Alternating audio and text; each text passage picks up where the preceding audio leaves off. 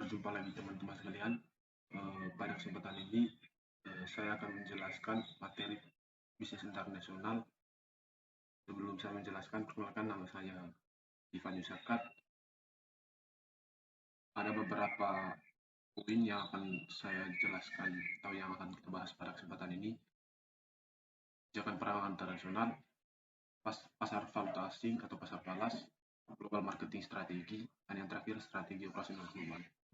Baik, kita masuk pada yang pertama, yaitu kebijakan perdagangan internasional. Kebijakan perdagangan internasional adalah sebagai tindakan dan peraturan yang dijalankan suatu negara, baik secara langsung maupun tidak langsung, yang akan mempengaruhi struktur, komposisi, dan arah perdagangan internasional negara tersebut. Kebijakan perdagangan internasional dilaksanakan dengan tujuan untuk melindungi kepentingan ekonomi nasional, industri dalam negeri, dan lapangan kerja, serta menjaga stabilitas ekonomi nasional. Ada 3 kebijakan perdagangan internasional. Yang pertama, politik proteksi. Politik proteksi adalah kebijakan pemerintah untuk melindungi industri dalam negeri yang sedang tumbuh dan persaingan barang-barang impor. Ada 2 bentuk politik proteksi, yaitu tarif dan non-tarif. Kebijakan tarif adalah suatu pembebanan terhadap barang yang melintasi suatu daerah geografis di mana barang bebas bergerak tanpa dikenakan cukai atau biaya pabean. Tarif merupakan suatu rintangan yang membatasi kebebasan perdagangan internasional. Salah satu bentuk pengenaan tarif adalah pajak barang impor, dengan tujuan menaikkan harga produk tertentu sehingga dapat mengurangi persaingan barang produksi lokal atau merangsang produksi lokal. Ada 3 sistem tarif. Yang pertama, tarif tunggal. Mengenai suatu tarif satu jenis barang atau komoditi yang besarnya berlaku sama untuk impor komoditi tersebut dari negara mana saja tanpa terkecuali. Yang kedua, tarif konvensional. Dikenal juga dengan istilah tarif berganda atau double column tarif, yaitu pengenaan satu tarif untuk suatu komoditi besar presentasinya, tarifnya berbeda antara satu negara dengan negara lain. Yang terakhir, tarif referensi. Tarif yang ditentukan oleh lembaga tarif internasional yang presentasinya diturunkan bahkan untuk beberapa komoditi sampai mencapai 0% yang diberlakukan oleh negara terhadap komoditi yang diimpor dari negara-negara tertentu karena adanya hubungan khusus antara negara pengimpor dengan negara pengekspor. Baik, yang kedua, kebijakan non-tarif. Hambatan masuk dan atau keluarnya barang dan jasa dari dan ke dalam suatu negara tanpa pengenaan tarif atau pajak tertentu biasanya lebih bertujuan untuk melindungi karena tidak memberikan pemasukan bagi negara dapat berupa kuota impor dan kuota ekspor. Terdapat beberapa jenis kebijakan yang biasa dilakukan oleh pemerintah tergantung pada kondisi perdagangan. Kuota impor adalah pembatasan secara langsung terhadap jumlah barang yang boleh diimpor dari luar negeri untuk melindungi kepentingan industri dan konsumen. Yang kedua, subsidi adalah kebijakan pemerintah untuk membantu menutupi sebagian biaya produksi per unit barang produksi dalam negeri, sehingga produsen dalam negeri dapat menjual barang lebih murah dan bisa bersaing dengan barang impor. Yang terakhir,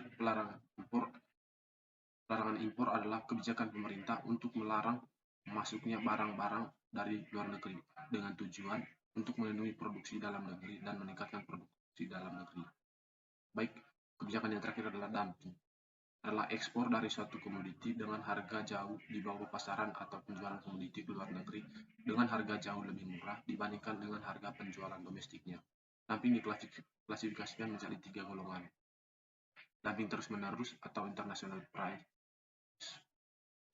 discrimination adalah kecenderungan terus-menerus dari suatu perusahaan monopolis domestik untuk memaksimalkan keuntungan dengan menjual suatu komoditi dengan harga yang lebih tinggi di pasaran domestik, sedangkan harga yang pasarnya di pasar luar negeri sengaja dibuat lebih murah.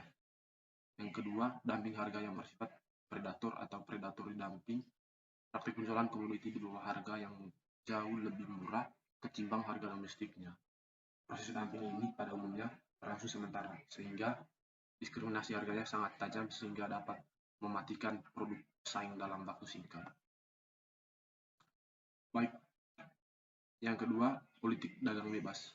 Politik dagang bebas adalah kebijakan pemerintah untuk mengadakan perdagangan bebas antar negara. Pihak-pihak yang mendukung kebijakan perdagangan bebas mengajukan alasan bahwa perdagangan bebas akan memungkinkan bila setiap negara berspesialisasi dalam memproduksi barang di mana suatu negara memiliki keunggulan komparatif. Berikutnya, ada beberapa kritik terkait dengan adanya perdagangan bebas, yaitu perdagangan bebas menguntungkan negara maju, ada campur tangan perusahaan asing, perdagangan bebas hanya bermanfaat bagi segelintir orang yang dalam satu negara. Jadi dalam perdagangan bebas ini orang mengkritik karena dianggap bahwa ketika terjadi perdagangan bebas hanya terdapat segelintir orang saja yang mengalami keuntungan. Baik, yang berikut, perdagangan bebas menambah offshoring. Yang berikut, mobilitas modal dan keunggulan bersaing sering menyulitkan. Yang berikut, gelembung ekonomi dan lain-lain. Baik, yang berikut, perdagangan bebas mengikis keanekaragaman budaya. Jadi adanya perdagangan bebas akan menyebabkan menurunnya keberagaman budaya dalam negeri, menyebabkan ketergantungan. Jadi yang menyebabkan ketergantungan ini adalah bagaimana negara-negara yang tidak mampu akan menggantungkan ekonominya dengan negara-negara yang mampu memproduksi barang. Perdagangan bebas mengikis keamanan nasional. Berikut, regulasi dan aturan hukum menjadi lebih rumit. Berikut, konsekuensi keuangan akibat pergerakan modal. Yang terakhir itu, stabilitas sulit dikontrol. Baik, yang terakhir dari kebijakan politik ini adalah politik autarki. Politik autarki adalah kebijakan perdagangan dengan tujuan untuk menghindarkan diri dari pengaruh-pengaruh negara lain, baik pengaruh politik, ekonomi, militer, sehingga kebijakan ini bertentangan dengan prinsip perdagangan internasional yang menganjurkan adanya perdagangan bebas. Jadi politik autarki ini tidak menginginkan adanya perdagangan bebas.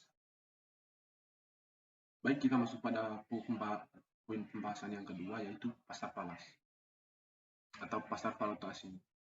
Pasar valuta asing merupakan suatu jenis perdagangan atau transaksi yang memperdagangkan mata uang suatu negara terhadap mata uang negara lainnya, yang melibatkan pasar-pasar uang utama di dunia selama 24 jam secara berkesinambungan. Apabila suatu barang ditukar dengan barang lain, tentu di dalamnya terdapat perbandingan nilai tukar antara keduanya, nilai tukar atau sama dengan harga. Pertukaran antara dua mata uang yang berbeda akan terdapat perbandingan nilai atau harga antara kedua mata uang tersebut. Perbandingan nilai kurs atau exchange rate. Yang berikut, mekanisme pasar valuta asing. Bursa atau pasar falas adalah suatu tempat atau sistem di mana perorangan, perusahaan, dan bank dapat melakukan transaksi keuangan konvensional dengan jalan melakukan pembelian atau permintaan dan penjualan atau penawaran falas. Pihak-pihak yang terlibat dalam falas adalah eksportif, importif, bank devisa, pedagang perantara, bank sentral, investor, dan turis. Jadi di sini juga ada terdapat beberapa fungsi pasar falas, yaitu menyelenggarakan transaksi pembayaran internasional, menyediakan kredit jangka pendek atau pembayaran internasional, memberikan fasilitas hedging, sistem kurs valuta asing. Terdapat 3 macam sistem kurs, yaitu fixed exchange rate, floating exchange rate, hedged exchange rate. Yang pertama, fixed exchange rate atau kurs tetap.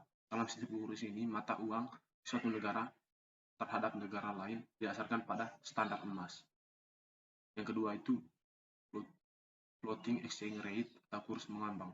Sistem kurs yang ditetapkan melalui mekanisme kekuatan permintaan dan penawaran pada bursa falas.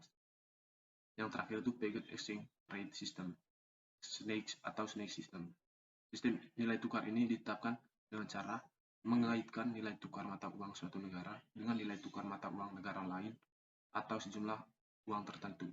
Contohnya mata uang beberapa negara Afrika yang dikaitkan dengan mata uang Prancis. Baik, kita masuk pada pembahasan berikutnya lagi, yaitu global marketing strategi. Strategi pemasaran global adalah strategi pemasaran keseluruhan untuk memperluas bisnis ke pasar di dunia. Strategi pemasaran global tidak hanya mencakup penjualan produk lintas batas. Ini masuk pada pokok pembahasan yang ketiga, yaitu global marketing strategi. Strategi pemasaran global adalah strategi pemasaran keseluruhan untuk memperluas bisnis ke pasar di seluruh dunia. Strategi pemasaran global tidak hanya mencakup penjualan produk lintas, ini mencakup lapisan 4P pemasaran, yaitu produk, harga, promosi, dan tempat, dengan proses pemasaran lainnya seperti analisis, perencanaan, pelacakan hasil, dan pengumpulan bukti sosial. Jadi di sini ada beberapa poin yang menjadi kunci dari strategi pemasaran global, yaitu berpusat pada pelanggan adalah kunci strategi pemasaran yang efektif. Maksudnya adalah pelanggan pada akhirnya menentukan keberhasilan atau kegagalan strategi. Pergeseran fokus dari perusahaan ke pelanggan dengan memasukkan perspektif pelanggan mewakili perkembangan jangka panjang yang dialami dalam strategi. Para ekonom cenderung mengambil perspektif tingkat industri dan pakar manajemen mengadopsi perspektif yang berpusat pada perusahaan, tetapi pelanggan adalah unit analisis yang lebih kecil. Membantu menjelaskan variasi dalam kinerja perusahaan dengan menangani unit analisis yang semakin kecil. Contohnya adalah Philips di Belanda. Perusahaan teknologi yang berbasis di Belanda. Selama 125 tahun terakhir, Philips berkali-kali berinovasi dalam strategi pemasarannya agar tetap kompetitif. Perusahaan membangun kehadiran yang kuat di setiap pasar untuk memahami pasar lokal dan keinginan pelanggan. Berinovasi terus-menerus menciptakan inkubator teknologi untuk mengembangkan teknologi baru. Pandangan yang berpusat pada pelanggan sukses. Jadi perusahaan di Philips di Belanda ini itu pusat perhatiannya adalah ataupun pusatnya adalah itu berbasiskan pelanggan, bukan berbasiskan perusahaan. Baik, yang terakhir pembahasan kita adalah yaitu strategi operasi global. Beberapa strategi dalam operasi pasar internasional. Yang pertama, strategi internasional. Sebuah strategi internasional atau menggunakan ekspor dan aliansi untuk menembus arena global. Ini adalah strategi yang paling tidak menguntungkan. Dengan sedikit tanggapan lokal karena perusahaan-perusahaan ini menjual produk yang sama di setiap negara. Dan sedikit keuntungan biaya rendah karena mereka menggunakan proses produksi pada jarak tertentu dari pasar baru. Baik, yang kedua, strategi multi domestik. Keuntungan dari strategi ini adalah memaksimalkan respon kompetitif untuk pasar lokal, namun strategi ini memiliki sedikit atau tanpa keunggulan biaya. Ini adalah strategi di mana keputusan operasi didesentralisasikan ke setiap negara untuk meningkatkan daya tanggap lokal. Baik, yang berikut strategi global. Strategi ini tepat ketika fokus strateginya adalah pengurangan biaya tetapi tidak banyak yang direkomendasikan ketika permintaan akan daya tanggap lokal tinggi. Ini biasanya digunakan oleh perusahaan yang memproduksi produk tersembunyi pelanggan. Dengan demikian, inilah strategi di mana keputusan operasi diputuskan dan kantor pusat mengkoordinasikan standarisasi dan pembelajaran antar fasilitas. Baik, yang terakhir, strategi transnasional. Transnasional menggambarkan suatu kondisi di mana materi, orang, dan ide melintasi batas-batas nasional. Perusahaan transnasional dianggap sebagai perusahaan dunia yang identitas negaranya tidak sepenting jaringan independen operasinya di seluruh dunia.